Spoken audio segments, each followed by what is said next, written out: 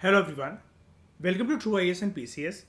Continue करते हैं अपनी पीएसआई और ऑप्शनल की डिस्कशन को। हम लोग दोस्तों प्रीवियस लेक्चर तक बात कर रहे थे पॉलिटिकल थ्योरी की इवोल्यूशन के बारे में, जिसमें हम लोगों ने एंशियंट ग्रीक फिलोसफर्स के बारे में जाना था। मेडिवल टाइम्स के अंदर, जिसको डार्क एजेस बोला जाता है, वहाँ पर पॉलिटिकल थ्योरी कैसे इवॉल्व होती है। रेनेसा मूवमेंट के बारे में जाना था। और प्रीवियस लेक्चर में हम लोगों ने थिंकर्स के पर्सपेक्टिव से, पॉलिटिकल फिलोसफर्स और थ्योरिस्ट के पर्सपेक्टिव से जाना था कि उन सबके अपने अपने मत क्या थे, उन्होंने अपने अपने तर्क क्या दिए हैं, पॉलिटिकल थ्योरीज कौन कौन सी इजाद करी हैं, और उनकी पॉलिटिकल थ्योरीज के अकॉर्डिंग उन फिलोसफर्स का आइडिया हमें क्या बताता है। जिसमें अभी तक दोस्तों हम डिस्कस कर चुके हैं मैकियावेली का आइडिया। और मैकियावेली के कॉन्टेक्स्ट के अंदर दोस्तों हमने इसकी बुक जो है द प्रिंस के बारे में जाना था, जिसमें इसने रियलिस्ट अप्रोच को प्रेजेंट करा था कि पॉलिटिकल साइंस को स्टडी करने के लिए या पॉलिटिक्स को स्टडी करने के लिए मैकियावेली का कहना यह था कि राजनीति को हमेशा हमें एथिक्स और रिलीजन से अलग रखना चाहिए, क्योंकि ये एक रियलिस्ट पॉलिटिकल फिलोसफर था, रियलिस्ट पॉलिटिकल थ्योरिस्ट था। He does not believe in what ought to be वाला एस्पेक्ट, आइडियलिज्म में बिलीव नहीं करता था ये।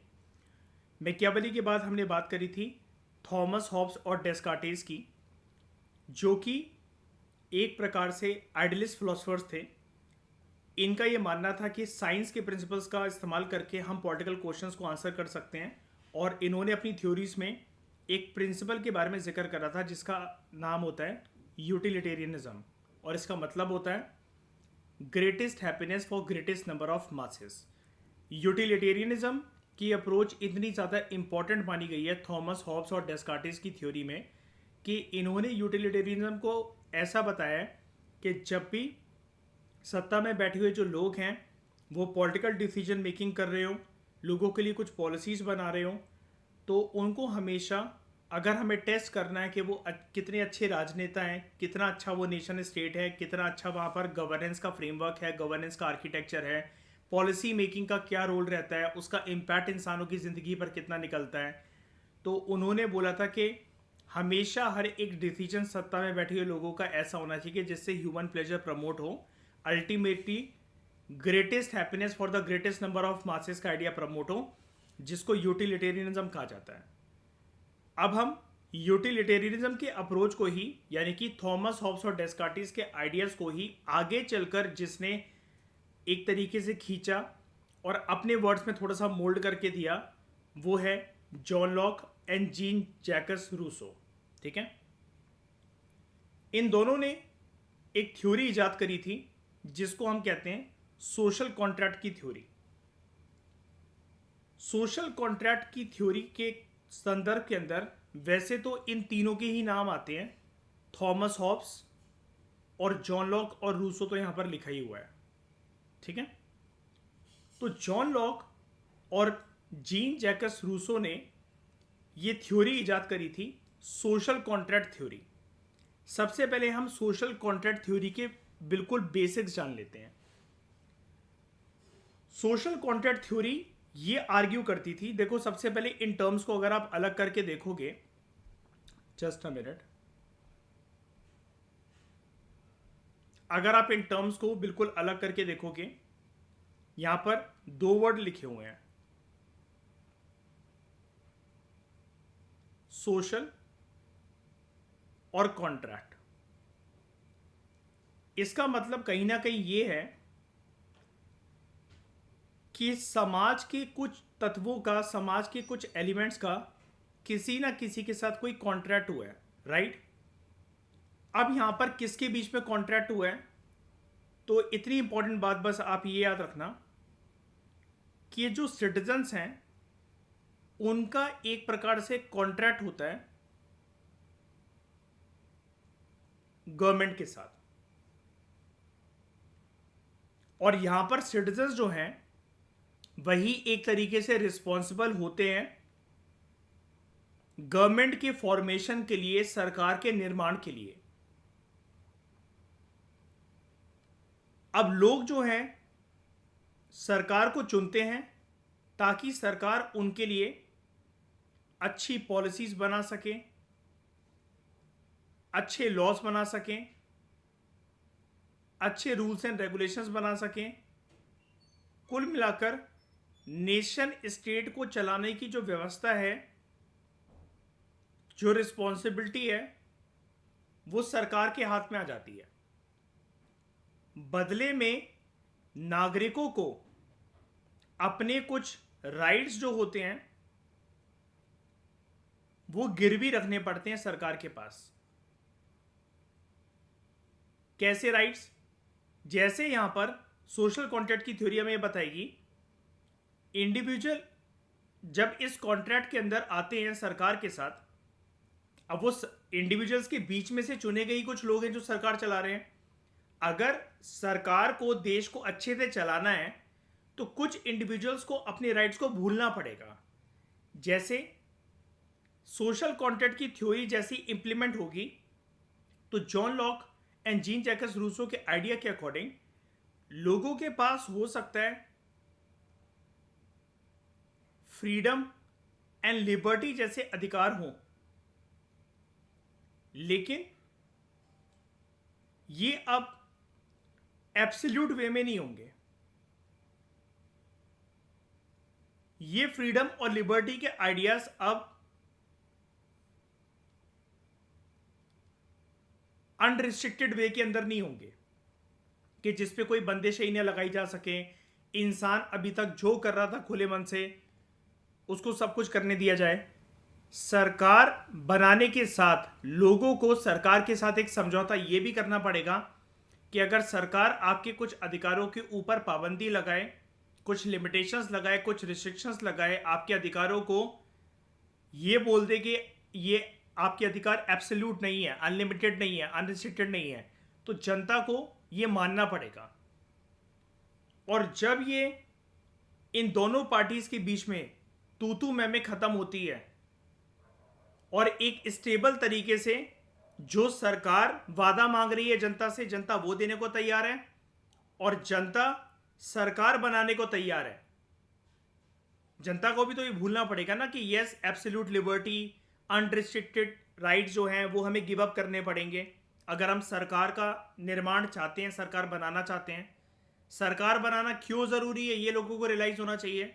उससे होगा क्या, उसके रिपरकशंस और आउटकम्स क्या निकलेंगे वो ज़रूरी है। सरकार ना हो तो उसके नेगेटिव रिपरकशंस क्या होंगे। एक नेशन स्टेट, एक सोसाइटी के लिए जनता के दिमाग में ये वाला पैरामीटर भी होना चाहिए, ये ब्रॉड डायमेंशंस और ये विजनरी टेंडेंसी भी होनी चाहिए।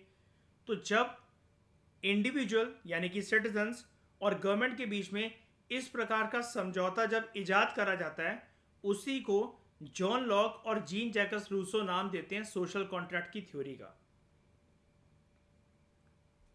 तो इस थ्योरी के कुछ प्रोमिनेंट पॉइंट्स को एक बारी जरा हम लिख लेते हैं, जिससे आपको पूरी क्लैरिटी मिल जाएगी कि जब ये सोशल कॉन्ट्रैक्ट की थ्योरी आपके सामने आएगी आगे चलकर जीन जैकस रूसो के आइडिया और जॉन लॉक के आइडिया में, तो आपको कुछ भी नया ना मिले वहां पर। सोशल कॉन्ट्रैक्ट की थ्योरी दोस्तों ये आर्ग्यू करती है, number 1 point,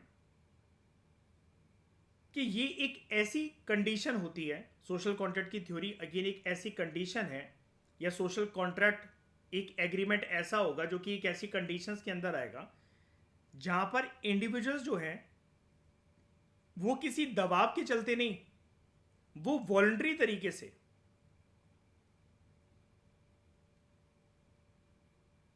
they will voluntarily agree to give up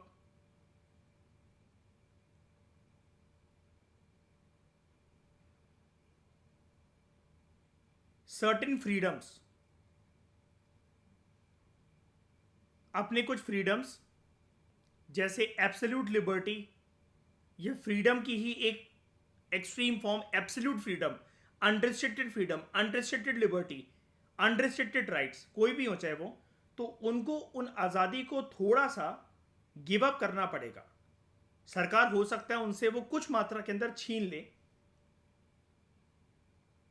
और जनता जो है इस चीज के लिए सबसे इंपॉर्टेंट कीवर्ड इसमें यही है, याद रखना, जनता इस चीज के लिए किसी दबाव के चलते इस एग्रीमेंट के अंदर नहीं आ रही है सरकार के साथ, वॉलंटरी तरीके से आ रही है।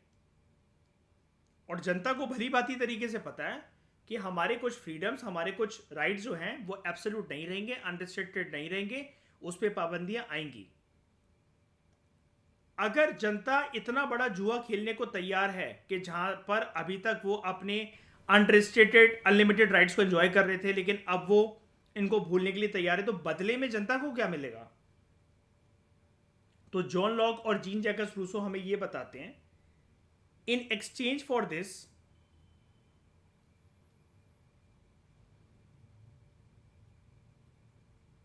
In exchange for all this, है ना, कि ये अपने फ्रीडम को छोड़ देना, ये मानना कि एब्सोल्यूट नहीं रहेंगे, अनरिस्ट्रिक्टेड नहीं रहेंगे, अब हमारे फ्रीडम, हमारे राइट्स, जनता को मिलेगी प्रोटेक्शन,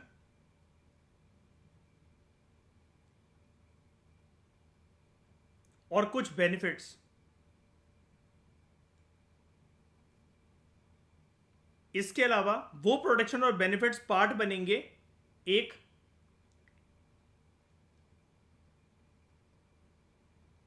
स्ट्रक्चर्ड सोसाइटी का। और जो सोसाइटी स्ट्रक्चर्ड नहीं थी अभी तक, उसका नेचर क्या था? It was full of cares, conflicts, tensions, जहां पर किसी भी इंडिविजुअल का राइट बन जाता था कुछ इस प्रकार का,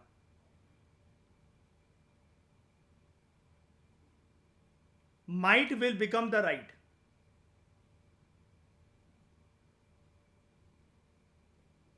might will become the right का मतलब ये होता है पॉलिटिकल साइंस के संदर्भ में कि जिसकी दादागिरी चल रही है, जो एक पर्टिकुलर कॉन्टेक्स्ट के अंदर सरवाइव कर पाया किसी भी केस, कॉन्फ्लिक्ट्स, टेंशंस या वॉर्स के चलते, वही अपनी बात को मनवाएगा आगे चलकर। यानी कि इसका मतलब एक ये भी होता है, अगर आप अपने फ्रीडम को एंजॉय कर रहे हो, वैसे तो हम ये बोलते हैं ना कि while enjoying your freedom you should not restrict others, कि वो अपने फ्रीडम या लिबर्टी को एंजॉय ना कर सकें, लेकिन यहां पर आप ऐसा करते हो बिकॉज सोसाइटी के अंदर आपके ऊपर कोई डर, आपके अंदर कोई डर नहीं है, तो might will become the right, and ultimately it gives rise to a kind of jungle rule. और जंगल में किसका रूल होता है? किसी का भी रूल नहीं होता, क्योंकि वहां पर कोई रूल्स, रेगुलेशंस, कायदे कानून, नियम नहीं होते हैं। लेकिन लॉक और रूसो हमें यह बताते हैं कि अगर हमें इन सब चीजों से निजात पाना है, इससे बचना है, केयर्स, कन्फ्लिक्ट्स, टेंशंस, जहां पर किसी का भी might will become the right, jungle rule, ultimately आप इसको एनार्की भी कह सकते हो। ऐसी सिचुएशन जब किसी सोसाइटी के अंदर दिखती हैं तो वो एनार्किकल सोसाइटीज या एनार्किकल स्ट्रक्चर कहलाती हैं समाज का। इससे छुटकारा मिल जाएगा सोशल कॉन्ट्रैक्ट के माध्यम से। इस थ्योरी का सबसे इंपॉर्टेंट पहलू एक ये भी है, एक तो ये थ्योरी आएगी कैसे, इंप्लीमेंट कैसे होगी, हमने पहले पॉइंट के अंदर वो जान लिया। दूसरा इसका सबसे इंपॉर्टेंट एस्पेक्ट ये है, ये थ्योरी ये सजेस्ट करती है कि सरकार जब बनेगी, सरकार को चलाने वाले जो भी लोग होंगे, उनको ये जरूर याद रखना चाहिए कि वो अपनी लेजिटिमेसी, जो वो रूल कर रहे हैं, नेशन स्टेट को चला रहे हैं, पॉलिसीज बना रहे हैं, कायदे कानून बना रहे हैं, उनके इस अधिकार के ऊपर जो थप्पा लगा रखा है, जो मोहर लगा रखी है, जो मंजूरी दे रखी है कि सरकार इतना कुछ कर पा रही है, कानून बनाना, व्यवस्था को मेंटेन करना, पुलिस प्रशासन को चलाना, कुछ भी करना नेशन स्टेट के सर्वाइवल के लिए, तो सरकार को एक चीज ये बहुत अच्छी तरीके से भली बात याद रखनी चाहिए कि governments are deriving legitimacy from the consent of govern. ये वर्ड, ये लाइन इस्तेमाल करी थी दोनों ने, लॉक ने एंड रूसो ने, from the consent of the governed. और गवर्नड कौन है? जिसके ऊपर रूल करा जा रहा है, दैट इज कॉमन मासेस।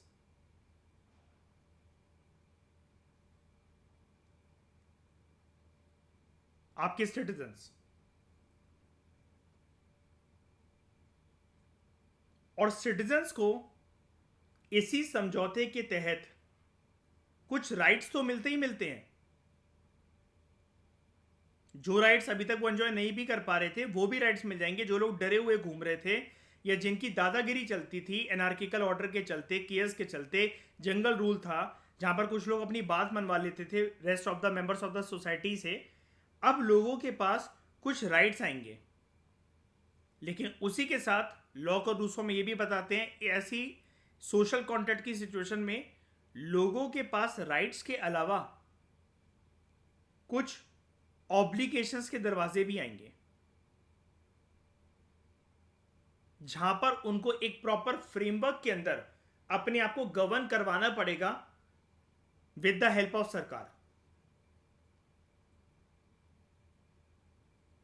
अब इस थ्योरी का एक पॉइंट ये है जो अभी हम डिस्कस कर रहे थे कि सोशल कॉन्ट्रैक्ट के आने की वजह से सोसाइटी बनेगी स्ट्रक्चर्ड।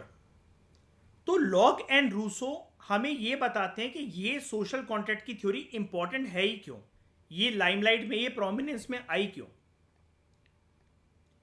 लॉक एंड रूसो हमें बताते हैं कि ये थ्योरी के आने से पहले यानी कि सोशल कॉन्ट्रैक्ट एक आइडिया है उनका, और आइडियलिज्म वाले फिलोसफर्स हैं ये भी, और सोशल कॉन्ट्रैक्ट थ्योरी को आना चाहिए क्योंकि वो एक निर्माण करेगी समाज के अंदर स्ट्रक्चर्ड सोसाइटी का। दोनों लेकिन हमें ये बताते हैं कि जब स्ट्रक्चर्ड सोसाइटी अगर किसी जगह पर नहीं होती है, अब देखो इनके आइडियाज के बाद आगे चलकर स्ट्रक्चर्ड सोसाइटी तो आई गई, और ये सोशल कॉन्ट्रैक्ट की थ्योरी हमें किस फॉर्म में दुनिया में आज देखने को मिलती है, यही है आज की मॉडर्न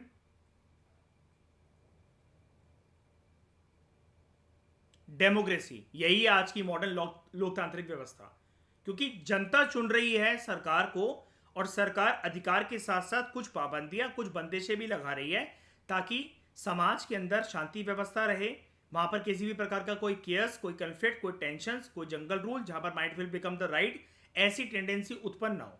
तो ऐसा सेटअप बेस्ट पॉसिबल मैनर तरीके से डेमोक्रेसी के अंदर ही देखा जाता है, जहां पर जनता चुन रही है सरकार को, लेकिन सरकार जो है वो अपनी मनमानी कर ऐसा नहीं चला रही है देश को, जहां पर कुछ लोगों को अधिकार मिल रहा है, कुछ लोगों अधिकारों से वंचित है।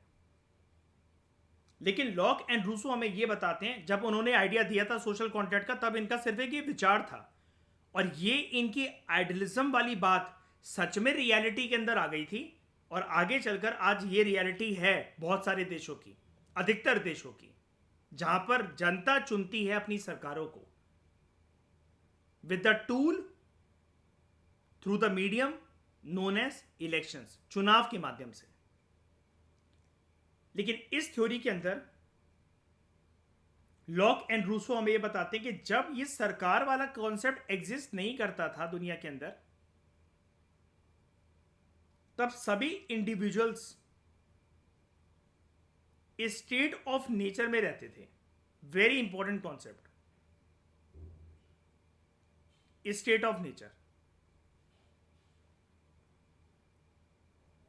निर्वैर, जब भी आपको पीएसआईआर के किसी भी आंसर के अंदर प्री डेमोक्रेटिक सेटअप या प्री गवर्नमेंट सेटअप बताने हो ना दुनिया में कहीं पर भी, जब ये डेमोक्रेसी नहीं आई थी, चुनाव नहीं होते थे, और सरकार जैसी कोई चीज नहीं होती थी, तो आज के बाद आप एक टर्म बोलना सीख जाओ, स्टेट ऑफ नेचर। मतलब जो हम इतनी सारी बातें करते हैं ना निर्वैर के, केयर्स था, टेंशन था, कॉन्फ्लिक्ट्स थी, वॉर्स थे, कम्युनिटीज आपस में लड़ते थे, there were certain kind of clashes, या फिर एनार्किकल ऑर्डर था, जंगल रूल था, might will become the right था, इन सब को आप इन 3 शब्दों में पिरो सकते हो, उन सारे धागों को, जिसको आप कहोगे state of nature. State of nature कुछ नहीं है दोस्तों, ये सिर्फ एक सिचुएशन को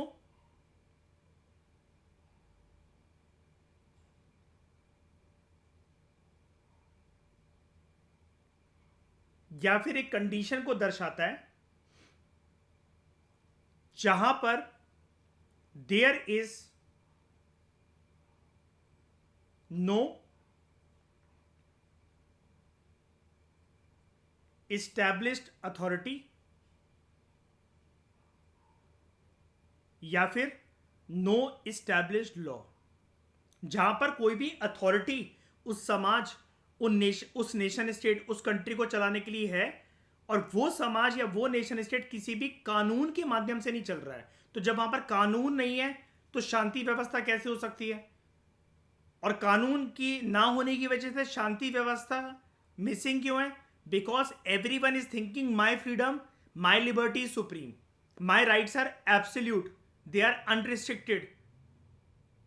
लेकिन लॉ और अथॉरिटी के आने के बाद होगा क्या? yes, people will have certain rights, but at the same time they have to enjoy those rights along with certain obligations.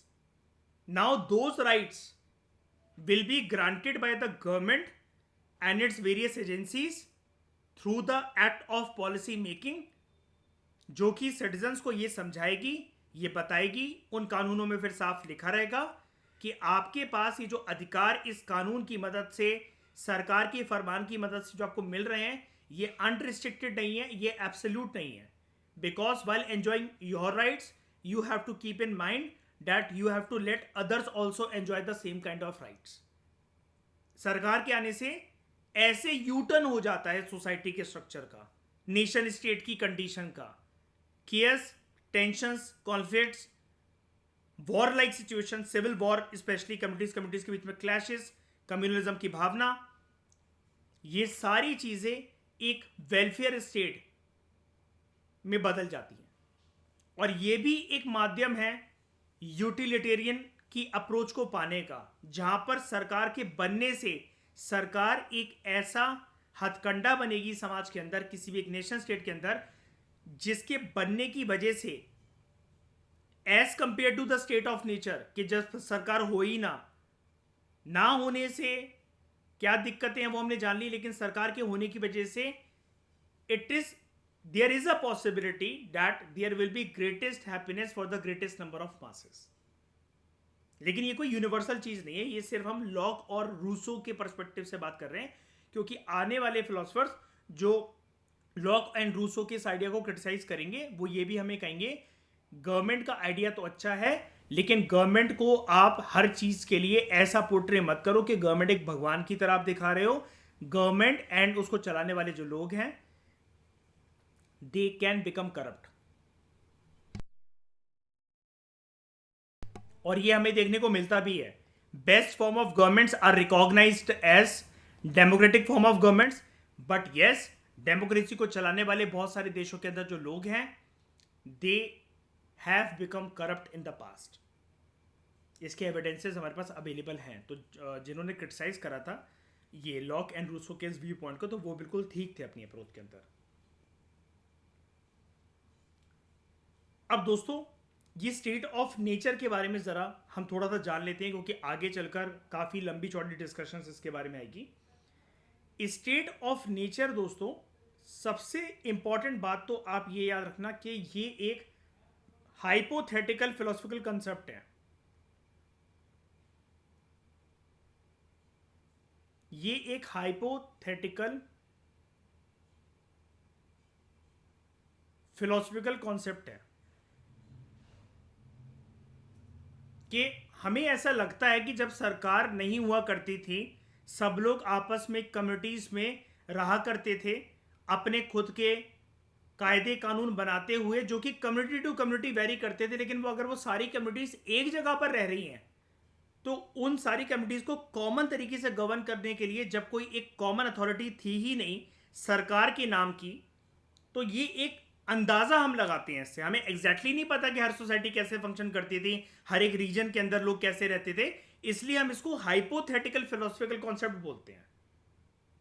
ठीक है, तो इस कॉन्सेप्ट के अंदर हम लोग बात करते हैं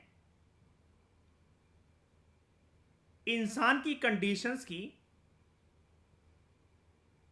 ह्यूमैनिटी की, बिफोर द इस्टेब्लिशमेंट ऑफ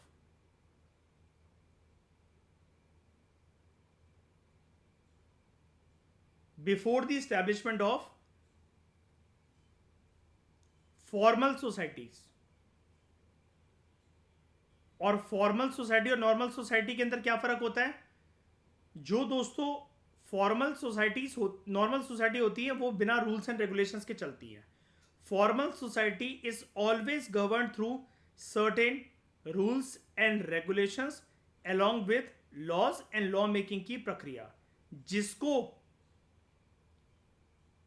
जिसको आगे मतलब इंप्लीमेंट करा जाएगा या इजाद करा जाएगा इन्हीं रूल्स एंड रेगुलेशंस या लॉज को with the help of a force authority known as government. ये है दोस्तों state of nature.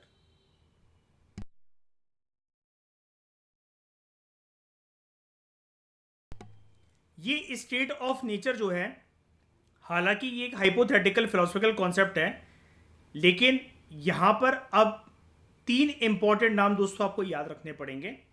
That is, ये स्टेट ऑफ नेचर की थ्योरी जिन्होंने दी थी, देवर सबसे पहले थॉमस हॉब्स का नाम,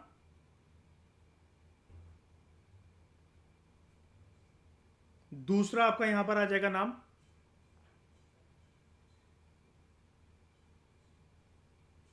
जीन जैकस रूसो, और तीसरा नाम है आपका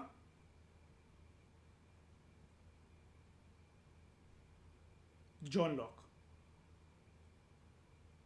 इन तीनों ने सबसे पहले सोशल कॉन्ट्रैक्ट की थ्योरी को सपोर्ट करने से भी पहले स्टेट ऑफ नेचर को समझाया था. पहले इन्होंने ये वाली बात करी थी कि इस प्रकार की थ्योरी जिसको हम सोशल कॉन्ट्रैक्ट थ्योरी बोल रहे हैं उसकी जरूरत ही क्या है. तो इन्होंने सबसे पहले समझाया था कि स्टेट ऑफ नेचर क्या था, लैक ऑफ गवर्नमेंट या लैक ऑफ कॉमन अथॉरिटी वाली जब कंडीशन थी, सोसाइटीज जब गवर्न होती थी without any rules and regulations या without any authority of a kind of government, उसकी एब्सेंस में क्या क्या दिक्कतें क्या क्या समस्याएं आती थी. फिर फॉर्मल सोसाइटीज कैसे बनती हैं, rules and regulations and laws के थ्रू, जो कि सरकार इजाद करती है. और तब जाकर स्टेट ऑफ नेचर को समझाने के बाद they gave the concept of social contract theory. Nirvair समझ में आया? अब कभी भी सोशल कॉन्ट्रैक्ट थ्योरी का जिक्र आएगा तो समझा लोगी सारी चीजें. यही आइडिया है बार बार जो हम आगे पढ़ने वाले हैं ना. मतलब मैंने आपको पूरी क्रक्स दे दी, पूरी आंसर राइटिंग करवा दी यहीं पर, सारे पॉइंट्स यही हैं और सारे की टर्म्स भी बता दिए मैंने आपको यहाँ पर. इसके साथ 2-3 की टर्म्स और हैं, बस वो हमें जानने हैं यहीं पर, उसको भी मैं यहीं कवर करवा दूंगा, वो लिखे हुए हैं यहाँ पर. Excuse me. सोशल कॉन्ट्रैक्ट की थ्योरी दी थी जॉन लॉक एंड रूसो ने, ठीक है. और इसके साथ थॉमस हॉब्स का भी नाम है, ये भी आप सीख गए हो, ठीक है. इसलिए मैंने आपको प्रीवियस लेक्चर के अंदर बताया था कि ये नाम जो है यूटिलिटेरियनिज्म या सोशल कॉन्ट्रैक्ट, यहाँ पर ये अलग अलग करके लिखा हुआ है ऊपर नीचे, लेकिन ये तीनों बंदे एक साथ रिस्पॉन्सिबल हैं इन सारी चीज़ों के लिए, चाहे वो यूटिलिटेरियनिज्म हो, चाहे वो सोशल कॉन्ट्रैक्ट की थ्योरी हो, ठीक है, या फिर वो स्टेट ऑफ नेचर को समझाने की बात हो. स्टेट ऑफ नेचर याद रखना, हम प्री गवर्नमेंट सोसाइटीज़ की जो कि without rules and regulations function कर रही हैं उसकी बात करते हैं हम दोस्तों स्टेट ऑफ नेचर में, ठीक है. स्टेट ऑफ नेचर कोई एक कंडीशन नहीं है या फिर नेचर की स्टेट नहीं है. कई बच्चे अगर वो जानते ही नहीं इस कॉन्सेप्ट को तो वो कंफ्यूज हो जाते हैं कि स्टेट ऑफ नेचर शायद से नेशन स्टेट के नेचर के बारे में कुछ क्वेश्चन पूछ रहा है या ये टॉपिक है. स्टेट ऑफ नेचर का मतलब जब सरकारें नहीं हैं, सरकारें नहीं थी, कोई कॉमन अथॉरिटी नहीं थी लोगों को गवर्न करने के लिए, जिसके चलते कोई कायदा कानून नहीं था, कोई सामाजिक व्यवस्था नहीं थी, इनफॉर्मल सोसाइटीज़ थी जहाँ पर केयर्स था, टेंशंस थी, कॉन्फ्लिक्ट्स था, कम्युनिटीज़ के बीच में वॉर हो जाते थे, डिसऑर्डरली फैशन के अंदर सोसाइटीज़ जो थी वो स्ट्रक्चर्ड थी, और एनार्की थी, जंगल रूल था, might will become the right का कॉन्सेप्ट था. उन सारी सोसाइटीज़ को, उन सारी नेशन स्टेट का तो खैर आइडिया ही ऑब्वियसली बात है किसी फॉर्मल अथॉरिटी के बाद ही आ पाएगा, क्योंकि जब लोग आपस में बढ़ रहे हैं तो वो एक फीलिंग कैसे लेकर आएंगे कि we are associated with this land, and हम एक वी फीलिंग के साथ, कोजाइवनेस फीलिंग के साथ एक दूसरे को अपना समझते हैं. तो पुरानी वाली सोसाइटीज़ को before the formation of the government को स्टेट ऑफ नेचर कहा जाता है. और जब सबके बीच में समझौता हो जाता है सरकार बनाने के लिए, और सरकारों को आपको कुछ देना है, सरकार आपको बदले में कुछ देगी, वो बनती है सोशल कॉन्ट्रैक्ट की थ्योरी। ये एक एग्रीमेंट है, और ये एग्रीमेंट क्या फोर्सफुल है? जी नहीं, ये एक वॉलंटरीली तरीके से साइन करा गया एग्रीमेंट होता है। और साइन भी मतलब प्रॉपरली आपको, मतलब बेसिकली एक कंसेंट है बेसिकली, कि हाँ सब लोग मान रहे हैं सरकार होनी चाहिए। तो इन्होंने जो कॉन्सेप्ट यहां पर दिया था, क्योंकि सरकार को बनाने के लिए, सोशल कॉन्ट्रैक्ट को इंप्लीमेंट करने के लिए सबसे इंपॉर्टेंट पिलर कौन है? अभी तक की डिस्कशन में आपने क्या समझा, क्या इंस्पिरेशन ली? वो है सिटीजन्स, जिनको आप मासेस भी कहते हो। तो इन्होंने सोशल कॉन्ट्रैक्ट की थ्योरी के अंदर सबसे ज्यादा importance the on the concept of popular sovereignty. ठीक है, पॉपुलर सॉवरेनिटी का दोस्तों क्या मतलब है? निर्भय, ये पॉपुलर वर्ड का क्या मतलब होता है पॉलिटिकल साइंस में? पीपल को कहते हैं पॉपुलर, शाबाश, ठीक है। और सॉवरेनिटी उनके अधिकारों को दर्शाता है एक तरीके से। तो पॉपुलर सॉवरेनिटी एक फंडामेंटल प्रिंसिपल होता है,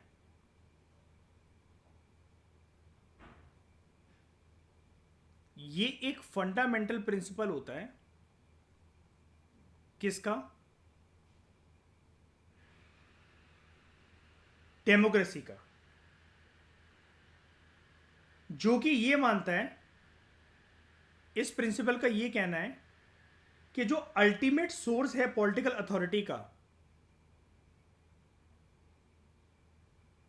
जो अल्टीमेट सोर्स है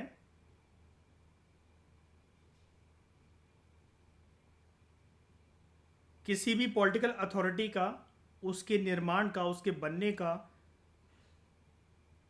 वो हमेशा लोगों के हाथ में लाया करता है। वो सोर्स, जनता ही रिस्पॉन्सिबल है सरकार के आइडिया को बनाने के लिए। और इसलिए पॉपुलर सॉवरेनिटी को डेमोक्रेसी का एक इंपॉर्टेंट प्लेयर माना गया। हालांकि ये टर्म इन्होंने यहां पर यूज नहीं करी थी, इन्होंने ये बोला नहीं, डेमोक्रेसी लोकतांत्रिक व्यवस्था का इस्तेमाल नहीं करा, लेकिन आप देखोगे इसी पैराग्राफ के अंदर सबसे इंपॉर्टेंट लाइन ये भी लिखी हुई है इसकी इंप्लीकेशन के बारे में, सोशल कॉन्ट्रैक्ट थ्योरी और पॉपुलर सॉवरेनिटी का कॉन्सेप्ट जब आगे चलकर फैला, it ultimately gave rise to आधुनिक, आज की जो लिबरल डेमोक्रेटिक पॉलिटिकल थॉट है ना, जो डेमोक्रेसी का आइडिया है, वो इसी आइडिया से निकला।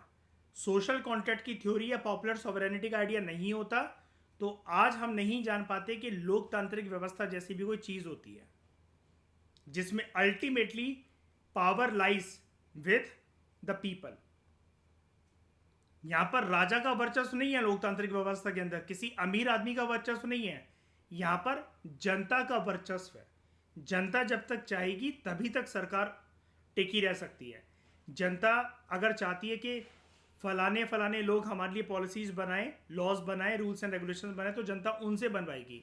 जनता को जब लगेगा ये लोग अच्छे से नहीं काम कर रहे हैं हमारे लिए, जनता उनको हटाकर नए लोगों को ले आएगी सत्ता में। इतनी पावरफुल है जनता, according to social contract theory. और उसके साथ एसोसिएटेड जो ये कॉन्सेप्ट हमारे सामने आ रहा है पॉपुलर सॉवरेनिटी का। तो इसी आइडिया को एक्सपेंड करते हुए Locke and Rousseau, Thomas Hobbes, John Locke and Jean Jacob Rousseau एक और बात बोलते हैं कि सरकार की जो पावर है,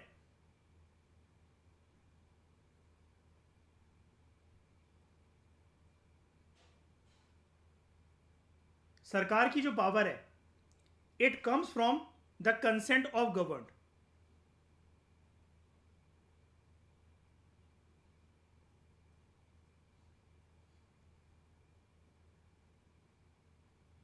यानी कि मासेस, लोग। और सिटीजन्स के पास पूरा पूरा राइट है, इन्हीं मासेस के पास, इन्हीं govern section of the society के पास पूरा पूरा राइट है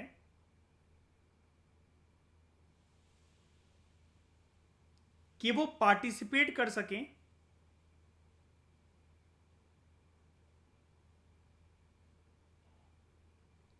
इन शेपिंग देयर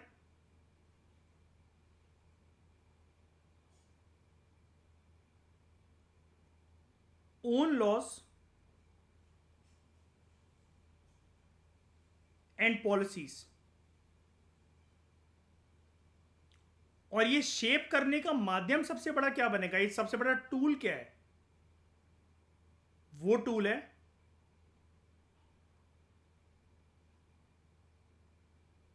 इलेक्शंस। जैसा कि मैंने अभी आपसे कहा, जनता ये डिसाइड करती है हमें किससे, कौन हमें सही चेहरे लग रहे हैं जो हमारे लिए ये पूरी व्यवस्था, कायदे कानून, नियम ये सब बनाएंगे। अब उसके मैकेनिज्म बहुत सारे होते हैं जनता के इन सब चीज़ों के अंदर पार्टिसिपेट करने के और सरकार को चुनने के, लेकिन सबसे पावरफुल जहां से चीज़ शुरुआत होती है, जो एक स्टार्टिंग पॉइंट है, वो है चुनाव, इलेक्शंस। तो लॉक एंड रूसो ने कॉन्सेप्ट दिया पॉपुलर सॉवरेनिटी का, ठीक है, टू डिफरेंट डिग्रीज। मतलब कहीं पर पॉपुलर सॉवरेनिटी जो है वो बहुत ही ज़्यादा पावरफुल है, कहीं पर हो सकता है कि सरकार जो है वो ज़्यादा अधिकार ले ले जनता से। मतलब ये जो सोशल कॉन्ट्रैक्ट की थ्योरी है ना, ये अलग अलग डिग्री के अंदर देखने को मिलेगी, बिकॉज ये कोई रिटन एग्रीमेंट नहीं है कि देश की सारी जनता ने साइन करा है, अंगूठा लगाया एक पेपर के ऊपर, वर्सेस सरकार की कुछ लोगों ने अंगूठा लगाया।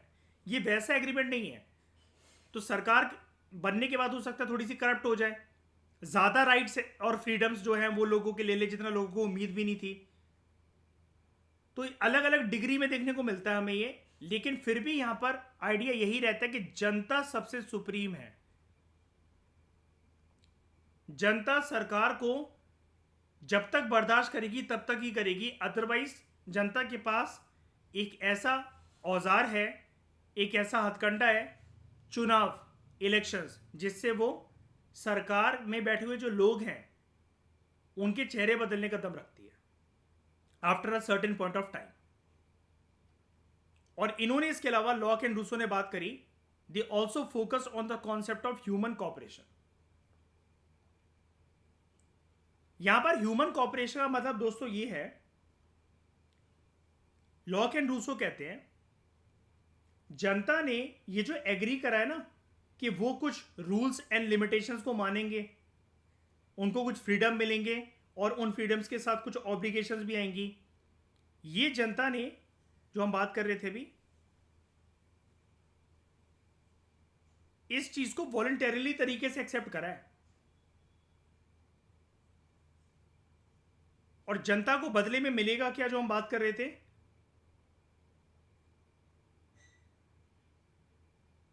Social order and protection. अब केयर्स, कॉन्फ्लिक्ट्स, डिसएग्रीमेंट्स ये लोगों के आपस में नहीं होंगे, उसके लिए अब सरकार है ये सारी चीजें देखने के लिए। और ये कॉपरेशन इंपॉर्टेंट क्यों है? लॉक एंड रूसो की थ्योरी में आप ये भी जानोगे कि इन्होंने इस ह्यूमन कॉपरेशन के आइडिया की बात इसलिए करी है, इसलिए मैं आपको समझा रहा था स्टेट ऑफ नेचर। इन्होंने साफ तरीके से क्लियर शब्दों में बोला कि this cooperation between government and people is very important in order to avoid, या in order to avoid reaching the state of nature. जो पहले स्टेट ऑफ नेचर की व्यवस्था चलती थी, दोबारा हम उसको छूकर ना आए, दोबारा हम उस तक ना पहुंचे, इसलिए ये ह्यूमन कॉपरेशन सरकार का और नागरिकों का इंपॉर्टेंट है। क्योंकि state of nature according to Locke and Rousseau ये एक बहुत ही ज्यादा, ये क्लियर बोलेंगे भी अपने थ्योरीज के अंदर, क्लियरली इसको डिफाइन भी करेंगे, कहेंगे ये कि ये एक बहुत ही ज्यादा कियोटिक और एक डेंजरस कंडीशन होती है। ये एक बहुत ही ज्यादा कियोटिक और डेंजरस कंडीशन है जहां पर सभी इंडिविजुअल स्टेट ऑफ नेचर के अंदर लॉक एंड रूसो के अनुसार कैसे बिहेव करते हैं, ये होते हैं इंडिविजुअल सारे के सारे सेल्फ इंटरेस्टेड, उनको सिर्फ अपने से लेना देना है, किसी और से उनको घंटा फर्क नहीं पड़ता। इसलिए मैं आपको वो बता रहा था, might will become the right, jungle rule, anarchy, हर कोई अपने बारे में सोचेगा और हर कोई दादा बनने का सोचेगा। And obviously this society exist without a governing authority, without a governing authority.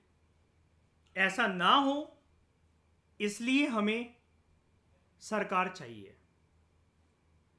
और इन सारी चीजों ने जो आइडिया है सोशल कॉन्ट्रैक्ट का, पॉपुलर सॉवरेनिटी का, ह्यूमन कॉपरेशन का, this ultimately give rise to modern liberal democratic political thought.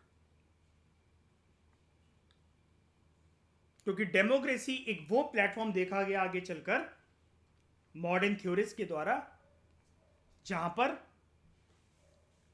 जो पॉपुलर सॉवरेनिटी का जो आइडिया है कि जनता चुनती है सरकारों को, और फिर सरकारें जो भी नियम कानून वगैरह बनाती है, पॉलिसीज बनाती है, वो जनता को पसंद आनी चाहिए। अदरवाइज जनता सरकार में तो बिलीव करेगी लेकिन सरकार का चेहरा चेंज कर देगी after a certain fix period of time.